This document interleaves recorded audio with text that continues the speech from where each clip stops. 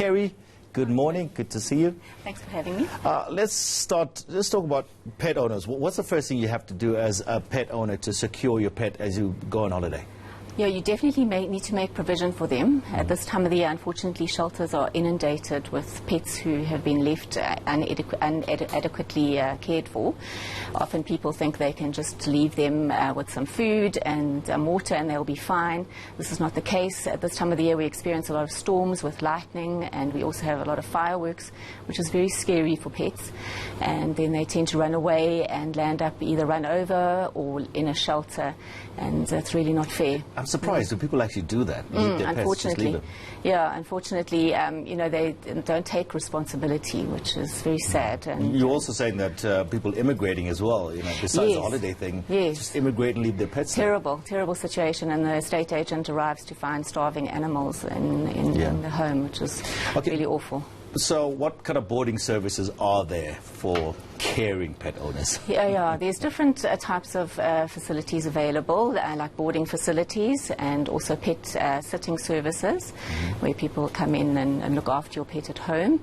We run a boarding kennel, which where the animals come and stay with us while the owner's away. What sort of conditions do you keep the pets in? So we have little huts which run onto runs, and then they all get out into exercise gardens, and then we take them for walks every day so that they can de-stress and enjoy life and get out there and smell the flowers. Smell the flowers.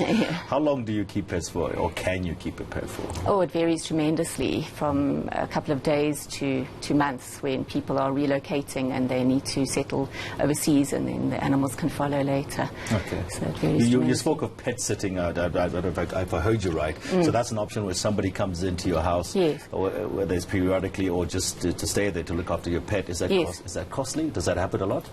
It definitely happens a lot. Obviously, you have to be aware that this can cause problems if you've left the pets there with somebody that's unexperienced and they don't pick up signs if your animal's ill or are not there when, for instance, fireworks are let off and the animals take fright and break out of home and are then susceptible to landing up in shelters or getting run over or something awful like that. So the best thing would be to put them into a boarding facility, but what kind of charges are we talking about here? Oh, it varies tremendously depending on what type of facility you've boarding with. It can range from anything from 160 Rand per night to 400 Rand per night, depending on the different types of needs of your pet. But always remember, you pay for what you get. So they are like the plush accommodation types of thing for your pets as well. Exactly. You get the luxurious and then the not. So if it's very cheap compared to other facilities, rather think twice about going there. All right. Yeah. When you take pets with you, because other people do take their pets with them as well. Obviously, there's a little bit of trauma that, you know, I mean, if your pet is stuck in a car for however many hours, how would you want pet owners to handle that particular, if they make that decision to take their pet with them? What's the best way to do that? The best thing is to stop frequently, allow them to go out and urinate and to get water. You don't want them to overheat in the car, especially in this heat. Keep them cool. Often they suffer from car sickness, so keep the window open so that they can get a bit of fresh air. And obviously their vaccinations are very important if you are transversing provincial lines, rabies and things like that. And often down by the coast there's lots of fleas and things which we don't usually get a lot of up here. So you have to have protected them. That's curious. I actually didn't know that. You learn something new every day. I actually didn't know that. So. Just talking about that, the trauma aspect of your pet, whether it's in the car and so forth, surely that also happens if you're putting your pet into a boarding facility. Yes, I mean, the pet is, you know, it has feelings, you know, misses home, misses the people around it and so forth. So it's almost like sending your child to school or to a play group. They are going to feel an element of stress, so it's up to you to try and not cause as much stress as possible. They often pick up your feelings, so if you're feeling anxious or stressed about leaving them, they're going to feel anxious and stressed too.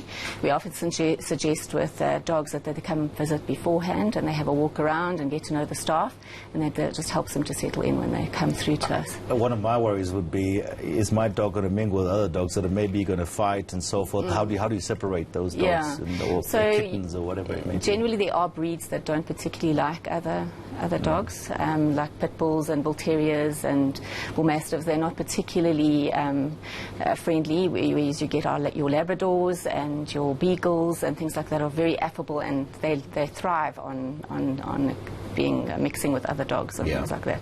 Makes their stay, you know. There's another thing that when it comes to the festive season, especially Christmas, we all love to buy pets as present or buy myself a pet, and then 2 weeks later, oops, okay, I'm bored. You know, I'm sure that happens a lot. What do you say to people? Does, it's such a responsibility. You know, some animals can live even up to 21 years. So, you know, you think very carefully before you get a pet. It's a lifelong responsibility. You know, I've just had my old boy pass away at the age of 15, and he's gone through the whole of my child's school career, you know, and that's a long time. It's a commitment.